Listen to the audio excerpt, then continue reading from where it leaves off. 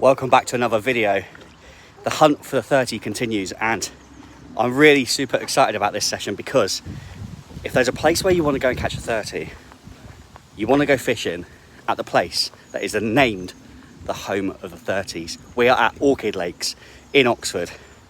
I can't believe it. 2 years ago I started carp fishing, and I've been able to fish places like Linear, you know, at St John's for example, and we've come up to Oxford again, and now we're fishing on Orchid, the Home of the 30s. I'm very excited for this one. I've got a lot of guests with me as well. Fishing with Jay is with me on this session. He's got Andy with him. I'm with Jordan and Dave as well. We've done a draw for swims. I've got steps, which I'm very happy about. I got second in a draw, by the way. And I'll go and show you that when we're back over there. This is going to be a session. Right, so we've just turned up, just got here. We've used the delivery service. You can pay £5 and get your stuff delivered to your swim, but I don't know if you can quite see that swim. It's Paddy's. This is Jay. Jay came out last in the draw, and he's got this swim here. It's very weedy in front of him, but he is very happy with this swim. Then we've got Dave. Dave's in this swim. Dave came out fourth in the draw. And he's in Paxford's. I will speak to him. He's busy at the moment, but I will speak to everyone, let you know what they're doing. Peekaboo. Hello, Jay. Bit And big, then innit? in here, Jordan came out first in the draw, and he's on Chris's bar. So there you go. Nice bit of open water there. Not so much weed in this swim. There is some, like, clumps of weed further out and slightly to the right as well. But then we come over to my swim. I came second in the draw, so we've literally just arrived. So after I film this clip, I'm basically gonna not film anything until I've got my rods out. Now look, straight away I'm noticing so many flies that have fallen into the water. I'm gonna keep my eyes on that, because if I see any fish feeding on them later, I'll be tempted to put a zig out. But yeah, here we go. I'm on steps. So I've got reasons for choosing this swim, which I'll go through later. That's me. And then you've got Andy, who's the last one waiting to be picked up.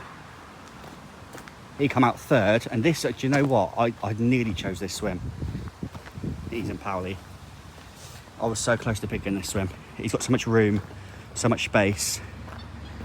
And look how much water he's got out here in front of him. So very interesting. So you can see big patches of weed over there, look. It's interesting because when you're stood over in that swim, you can't see those big patches of weed there. So obviously you're going to chuck a lead out and try and find some patches, clear patches. Well, I'm just in Jay's swim now. I'm with Jay. Jay's into a fish. Jay, how does it feel, mate? It feels really heavy, man. Does it? Yeah. How come you're using yellow line all of a sudden? I don't know, it just felt like it, so I can see it in the dark, if you know what I mean. Here it comes. Oh, there it is. Absolute net. beast. What a unit. I'm not netting it, mate. It can just go down with the rest of it. Look, there's literally an island here, because I've spent the last 2 hours in this swim doing this, trying to find a spot. And I'm surprised I haven't made my own spot with the amount of weed I've pulled in. Tough, isn't it, Jay? Yeah. Well, I'm going to be transparent with you guys, because I don't want to make this seem anything like unrealistic. I have no shame in saying this whatsoever. The bailiff come past to see us, and I asked him for help. And I don't think there's anything wrong with that, especially when you're, not even if you're new to fishing, like carp fishing, but if you need help, ask for help. And I genuinely believe that there's nothing wrong with that. And he was so happy to help. I just want to give a quick shout out to Matt at Orchid Lakes. Really helped me out, because I said to him, like, I'm really struggling. It's so weedy. I can't find a spot. And he just went bang, bang. Within 5-10 minutes, I've got a spot, and I'm so grateful for it. And in actual fact, I'm pretty sure I found that spot when I first started. But Andy did sort of make a little comment saying that it was a bit sort of in his water. But his swim's massive. He's got so much water to fish in. And he's now got his bait boat right over my spot. So there could be 6 rods on that spot tonight. But it is what it is, you know. It's the only spot I can fish, because literally everywhere else is just weed. And I've pinned myself in. In hindsight, I think I've made a bad choice on swim. I had second choice and I've chose here. Obviously, without chucking a lead out, I didn't know how bad it was. but the other boys have found their spots a lot quicker and a lot easier. So yeah, been here probably 3 hours now, not even got the rods out of the bloody bag yet.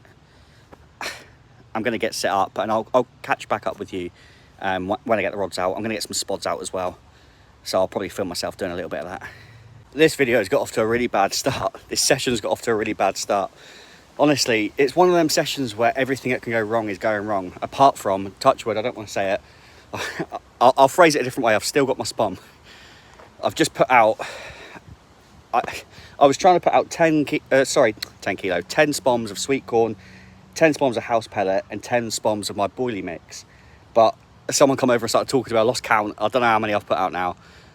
I did actually film myself spomming out, but because everything's going wrong, yeah, my camera didn't film it. But let me show you where I'm baited up. Right, so we finally found a hard spot, a bit of a gravel patch, and it's 11.5 wraps. And it's basically a bar that runs from this tree here. See where, like, the left-hand side, you can see a bit of a white thing there. That's like a white door in a house.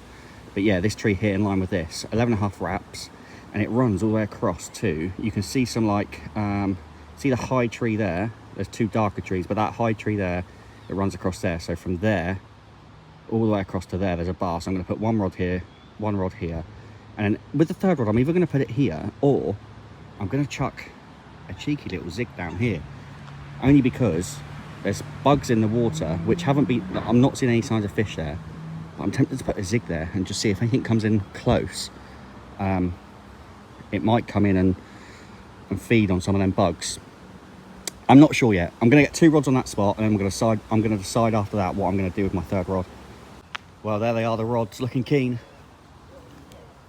And like I said, same as the last trip, I got the 2 12-footers, and this time the 10-footers on the right-hand rod. It's on a 4-foot zig, that one, and that is out just on the edge of this tree. And I've got these 2 out between the spot between this big tree here and this tree before the 2 dark green trees. I've just spotted out all along there, both like 11.5 wraps all along there. And I've got the left-hand rod on the left-hand side of the spot, the right-hand one on the right-hand side of the spot. But we have a quick update. Andy is in. Well, we just stood watching the water, and there is a lot of fish boshing out in the middle of the lake, like in between, well, literally between here and the far bank. I don't know if you see there's a bait boat out there at the minute, but there are fish coming right out, and it's obvious there's a lot of fish out in the middle. Whether they know they're being fished for and they're trying to sort of like find a safe space in the middle, I don't know. But the guys that have got that swim where that bait boat's going out, they're very lucky to be in that spot, because yeah, like I said, that is where all the fish are, and that's where they're all showing.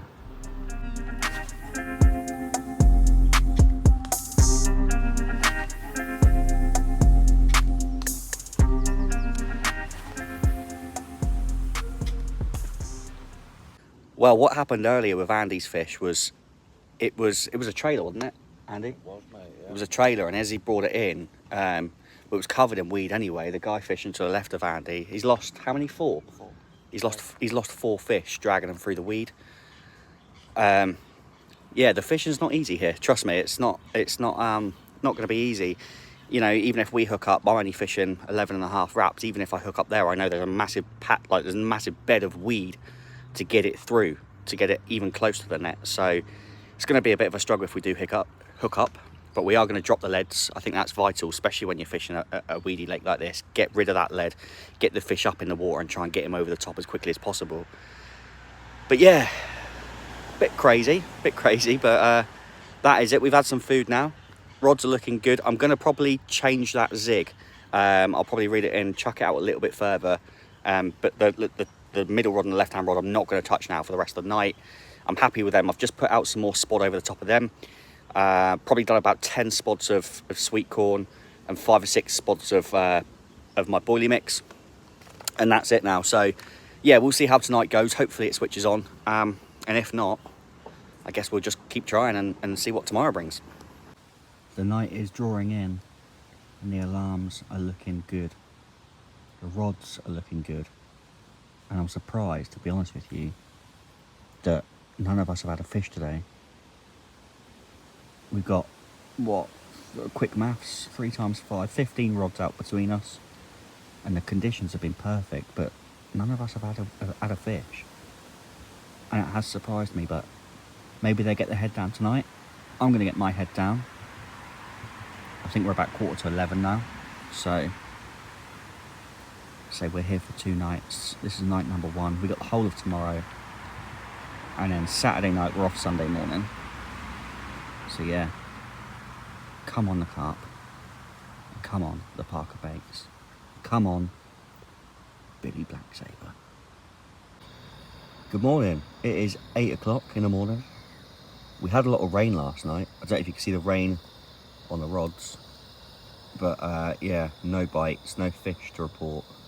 And between all of us, I don't think we have 1 bite in the night. I've got the kettle on the go. I'm going to have a hot chocolate. And Andy, yesterday, delivered me some goods and got me some of these biscuits. So I'm going to sit back, enjoy my hot chocolate and a biscuit, and I'm going to watch the water. And after I've done that, I'm going to recast my rods. I mean, the rods have now been out since I got them out yesterday. So they've been out. What time did I get the rods out yesterday? It was quite late, wasn't it? Time we got here. It was early afternoon. They've been out since early afternoon yesterday, so they've had the whole of the evening and the whole of the night, and they've not been touched. I am sending them out with foam nuggets because obviously how weedy it is in this lake. I want to make sure that that hook point is really like exposed, so that if the fish does come along and take the bait, then that hook point is exposed, not trapped in the weed. It's very, very difficult fishing in these conditions with the weed, but I guess it's all part of making you a better angler, part of learning and experiencing fishing in waters that do have a lot of weed. So I guess the plan today is to redo the rods, and I'm probably going to get quite a bit more bait out there. It's hard to sort of gauge because I don't know if I mentioned yesterday, the bailiff said that people have been doing quite well recently here, putting like 5 kilos of bait over 1 baited spot, like over 1 rod, each rod 5 kilos of bait, which is a lot. But he did say that also, you know, if you open up a spom in the margin and you see how much bait goes in, it's not actually that much. And because there's so many big fish in here, all it takes is for 1 or 2 big fish to come in and it'll just wipe out all the bait that you put out there. Plus you've got the coots diving down, and the geese sort of like trying to get their head down on your bait as well. Looks like the kettle's just about boiled. So yeah, I'm going to get a hot chocolate on the go, have a biscuit, redo my rods, and then probably top up some spoms on the baited spot. I'm not going to move my spot. A, I think it'd be silly. I've already got bait out there and it's a clear patch. And C, I'm not spending another 4 hours trying to find another clear patch. Well, the hot chocolate has been done. The sausages are now done. The cheese rolls are waiting for the sausages. And then we're going to smash them and sort these rods out. Come on the Carp. I've just reeled in my left hand rod to put a fresh hook bait on, and it's come back literally like this. I haven't pulled anything off it, no weed off it. It's come back clean. So I know I'm confidently fishing over a clean spot. So where sort of like last night, well, yesterday I was struggling with the weed. Last night I was sort of sat there thinking, oh, I wonder if it's presented properly. I wonder if the bait's in the right spot. And obviously I've just reeled it back in now and there's absolutely 0 weed on the line, 0 weed on the hook. So I know that I can be confident that that spot is very clean. And yeah, there was no reason why I didn't get any, well, obviously there was no fish moving over the spot last night. I just didn't pick up my hook bait. But yeah, I can feel a lot more confident now knowing that that spot is clean. My hook bait's coming back fresh. It would have been sat right. Yeah, let's get another hook bait on. Let's get it back out there and let's get some more bait out. I'll go through the rig with you again. I'm not sure if I showed you yesterday, but you have to use a metre of rig tubing on your line here at Orchid. And I've got a simple lead clip down to a distance lead, which is 3 ounces. And I've got an anti-tangle sleeve, and we're fishing a stiff boom with a little sinker on, just to weigh it down. And then you've got that chod. This is a stiff hinge. We've got a bit of a bend in there, so that when it sits up at a bit of an angle. That'll obviously pop up.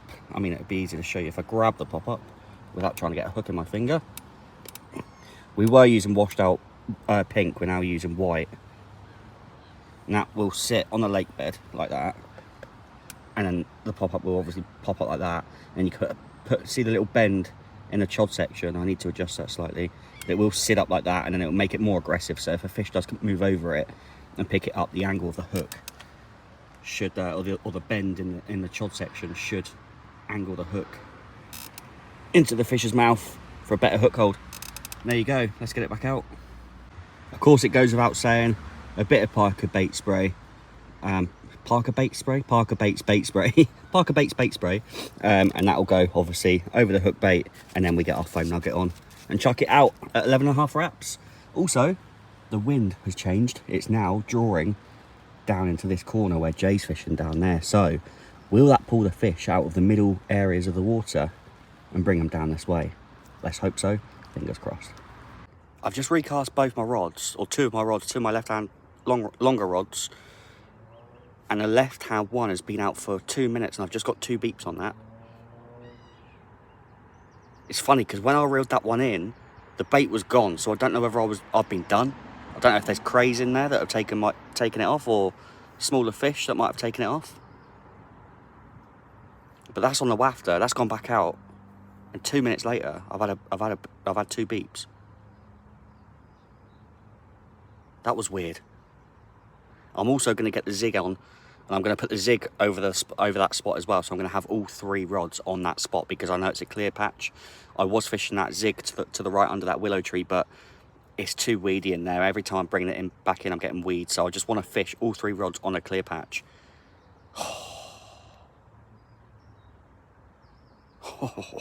Come on. Now, I've said this before, guys. If ever you're unsure about how your bait's looking, how your bait's presented, drop a spom in the margin and get your rig over the top of it. And that's how it's going to look when it's out there.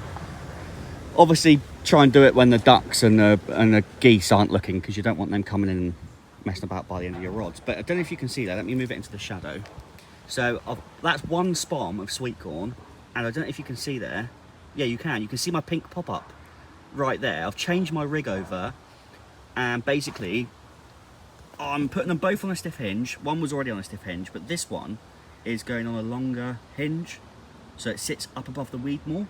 Obviously, I'm still going to put a foam nugget over that, but I just have a lot more confidence in that now, because that's how it's going to look when it's out at 12 wraps, or 11.5 wraps.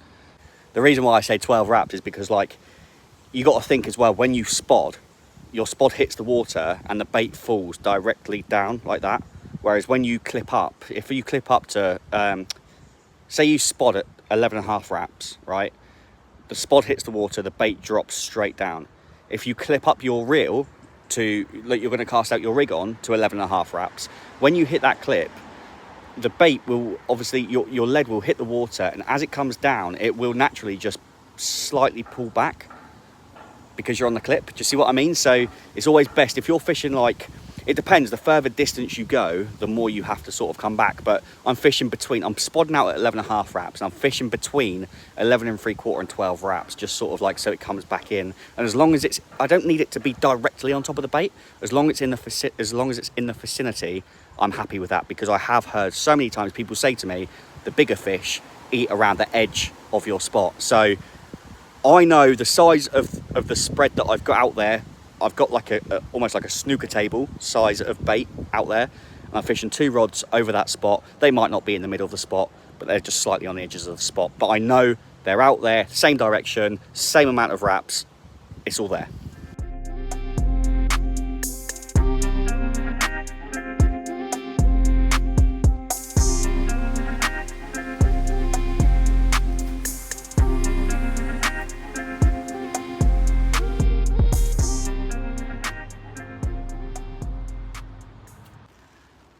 I know there's a social sort of element to coming fishing with 4 other people. Obviously, it's a good chance to be able to get together and catch up with mates and things like that. But I just think when you come to a venue like this, when you've got the opportunity to fish a water like this, when there's 5 of you on here, it's very hard to sort of like congregate and sort of talk to each other, because you got to be by your rods. That's why you've not seen much footage with Jay. He's in the furthest swim up. Dave again. Jordan a bit more so because he's just in the swim next door, so I keep my receiver with me, but I never spend more than a couple of minutes over with him in his swim because I need to just make sure that A, I'm by my rods because I don't want to miss the chance of a bite, and B, I just know that any bite I do get could be a game changer in terms of my fishing and potentially PBs, because there's so many out here. I guess it's no different to places like Linear, you know, St John's, B1. There's a lot of big fish in there, a lot of 30 plus fish in there. So yeah, it's just when you want to do a social, places like Wadmill, Runs, waters like that, brilliant for that. But when you come onto bigger venues with bigger fish, bigger waters and more sort of serious sort of waters, if you like, it's more important to just make sure the social element is still there, but you have to focus up on your fishing. You have to make sure you're doing what you can to make the most of the opportunity. And I believe so far I am doing the best that I can to make the most of my opportunity. I've put some more bait out now. I'm going to sit on that now because I don't want to overdo it with bait. Whereas it's difficult because like the bailiffs are telling me don't be scared to put the bait in. So I've hammered bait in, but now I'm thinking, is there too much out? I don't know. I definitely haven't been putting 5 kilo on each rod, even though I've just baited up one sort of area. It's so hard to know what to do, but this is all part of learning, isn't it? And this is how you get better. This is how you improve. And it's these sorts of things that, you know, you take home with you and sort of reassess what could I have done different. But I'm talking like I'm defeated. We've still got the rest of today to go. We've got tonight, and then we're off tomorrow morning. So there's still a good chance that one of these rods could go off. And if it does, there's a very good chance that it's going to be a nice fish.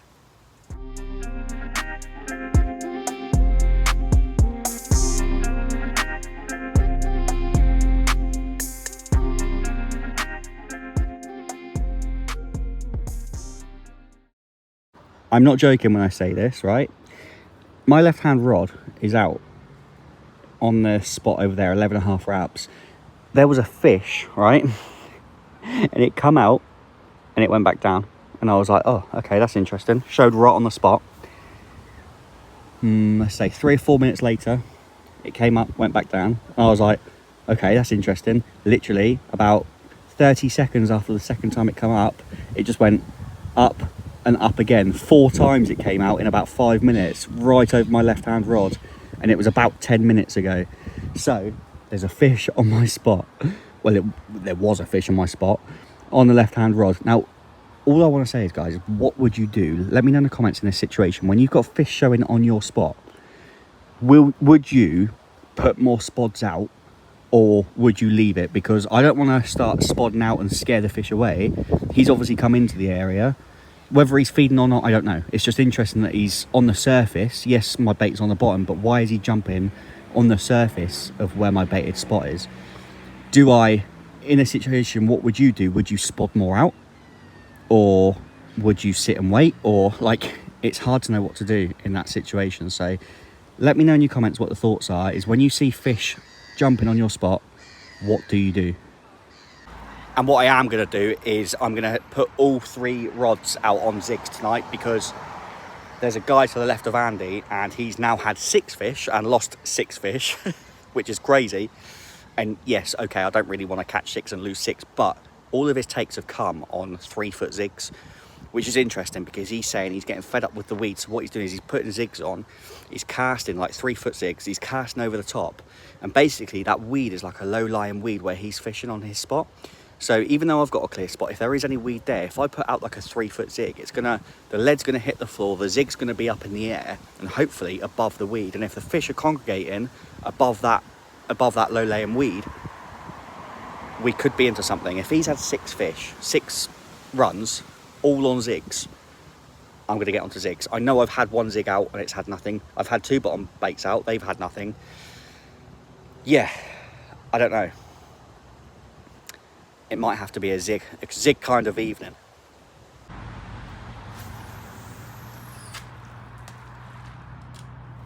Right, well, I've just reeled in just to see the boys. I think we're about to get some food as well, so I'm going to redo my rods. But just before I do, I've come down to see Jay. Jay, what swim you in?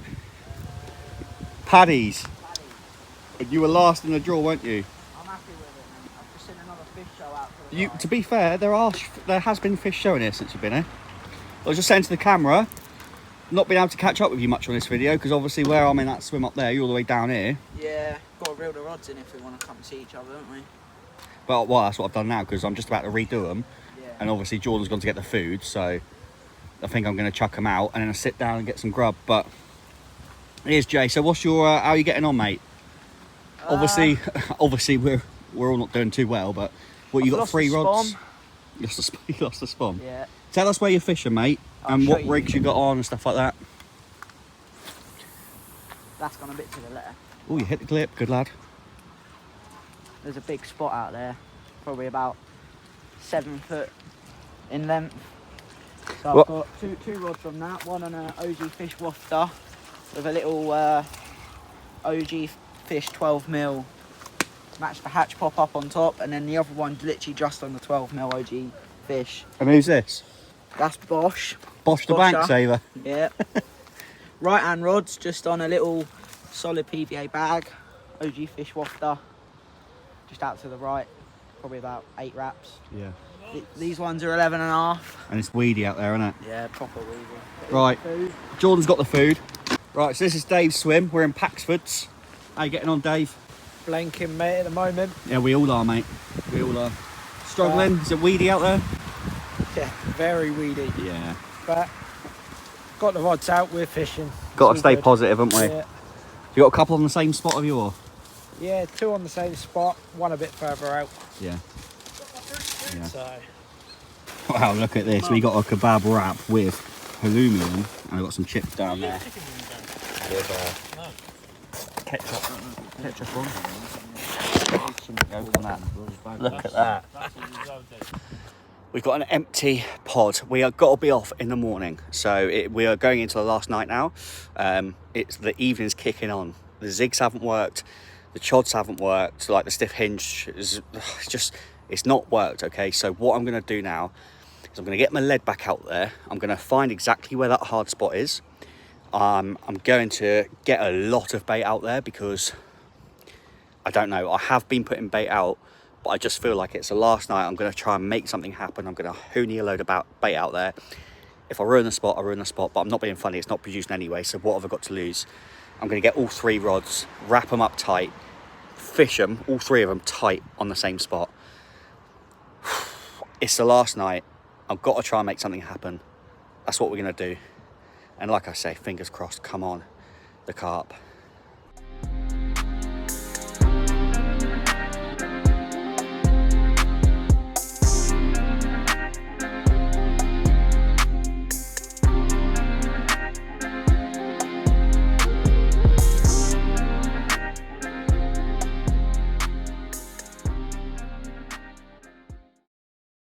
Well, final evening, the sun is coming down. It's looking absolutely perfect out there.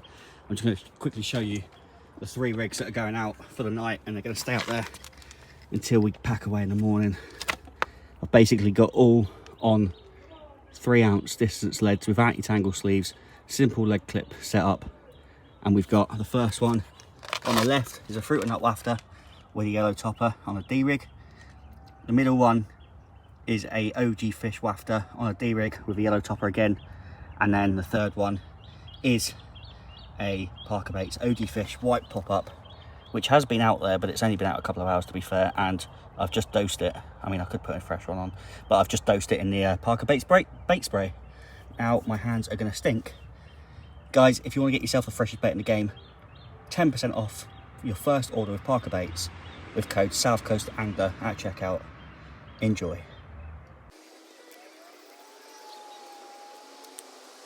And there's a lot of bats flying around in front of me.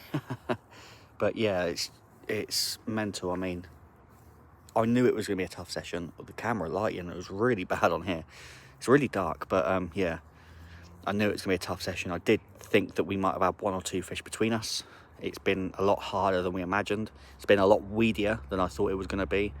But it's a real test, isn't it? I mean, you know, when you look at coming to a venue like this and you realise there's big fish in here and stuff like that, you get super excited, but you don't realise all the tasks and how hard it is to catch those fish. So yeah, all we can do is hope. I'm not going to touch the rods. And yeah, it's time to turn in. It's just gone, I think it's just gone about 10:30.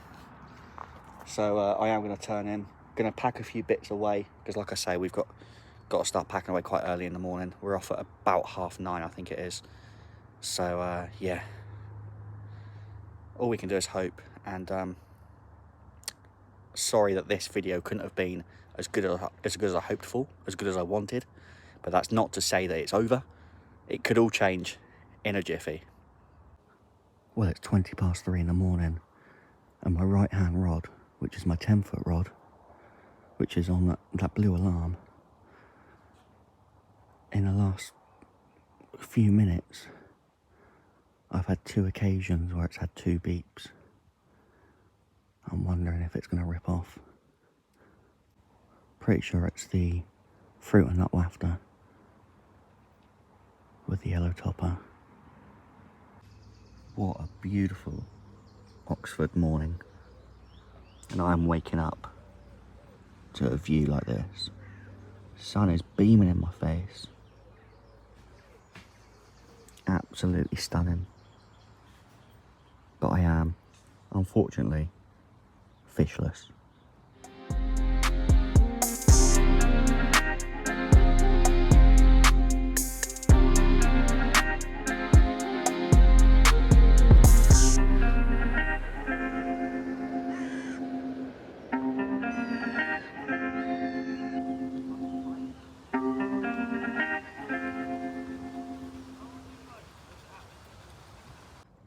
Well, I don't know what to say, apart from the fact that it's a beautiful day. I really do not know what to say. 48 hours, 5 men, 15 rods, near on 90 kilo of bait, and not one fish. Tough session, very, very tough session. And, you know, we always get excited for trips like this, where we're coming to waters where we know we could potentially catch something special. Sometimes this happens. Sometimes this really does happen, and it's all part of fishing. It's all part of learning. It's all part of moving forward. It's all part of the journey, all part of the adventure. And I definitely know when I'm going to go home, I'm going to research and go onto YouTube and look at other videos of people and see really how you should be fishing in weed. Even though I found that clear patch, I think everybody else sort of found a clear patch. I just feel like, could we have done something different? Done something more? For me, when I blank, I don't try to get too disheartened. I try to go home and reassess and find out what it is I could do different, what I could do better. And it's all part of the learning curve. And I'm sure if ever I come back here, I'll come back better equipped, better prepared, and hopefully with a fish. But still got another couple of hours. It could happen. It's not looking great. It is what it is, guys. I'd love to be able to sit here and say I've had a session of a lifetime. I've caught 2 30s. Doesn't work like that, does it? It's fishing. And if it isn't happening, it just isn't happening. And this is not happening.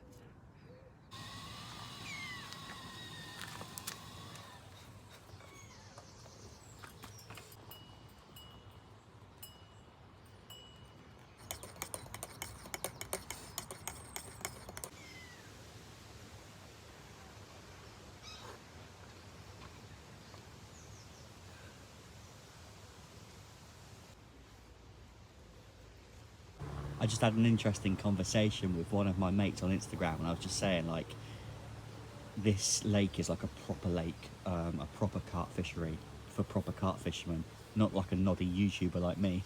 But that's the thing as well, is like, I always say, even though I'm sort of like gaining experience and trying to sort of like get better at carp fishing, I still do not put myself as a good fisherman. I would say I'm a very average fisherman. I definitely think that I'm not a noddy. I mean, I'm learning, and obviously the more I go, the more I get to grips with what I'm doing, what rigs to do, and what sort of thing like that. Listen, I've still got so much to learn, but yeah, I would like to say I'm an average fisherman, and I think I've proven that with some of the fish that I've caught. But I just want to go from average to like the next step. So it's obviously going to come with patience and time, and fishing waters like this, it's just going to make me a better fisherman, because I know that if I do a lot of research about fishing in weedy waters, next time I go to a venue and I realise how weedy it is, I can say, right, okay, let's not panic, let's not take 4 hours finding a spot. Let's use the knowledge of let's just say, for example, I can't find a spot and I'm fishing in weed. I know exactly what to do, where to put my bait, what rig to use, and so on and so forth. So obviously, if I'd have known how weedy it was, I would have done a lot more research before I came down here, but I just didn't know how bad it was. But yeah, we're all packed away now. Got the stuff up there, waiting to get picked up. I say waiting to get picked up, we've still got another sort of half hour or so. Rods are still out, so always leave them till last minute, because you never know. But yeah, there it is. And there it is, Andy's getting picked up now, I'm all packed away. And yeah, like I said, it is a sad state of affairs, but everybody blanked. Andy lost 2 fish. In hindsight, I would have gone, like looking back at it now, I would have gone in that swim. I really don't know why I picked this one. My first choice swim was the one to the right, so I think I just panicked and was like, yeah, I'll just have this one. And I think I've eaten a bit of humble pie, because obviously I'm on my hunt for my 30, my first ever 30, and I just thought, like, fishing places like Limburg, the home of the 30s, and I've got a couple more trips coming up. Maybe not as big as this, but I still on my hunt for my 30, and I think I've realised just how difficult it's going to be to catch one. It's not easy, and carp fishing isn't easy, which is why when you see people hauling big fish, you have to take your hats off to them, because it really is not easy. I'm still learning, I'm still on this journey, I'm still on this adventure, and if you did like this one, please, more than ever, because I'm a little bit upset about this trip now, so please, more than ever, leave a like, and yeah, some nice words in the description below, in the comments below, guys, because I don't think I can take a lot of negative comments after this session. I need a bit of a pick-me-up. But I'm sure we'll come back stronger, and next week should be a banger. So fingers crossed we'll catch a few. But yeah, it makes the fish that I caught last week at Limburg a little bit more special. Because if I'd have blanked at that one and blanked at this one, then I'd really be in the dumps. But it's okay. I'm trying to stay positive. I don't think there's much more I could have done. And yeah, I'm just going to try and learn more about it. And I want to come back here, and I do want to catch a carp. So thanks for watching this one, guys. I'll see you next Saturday at 6. Bish, bash, bosh.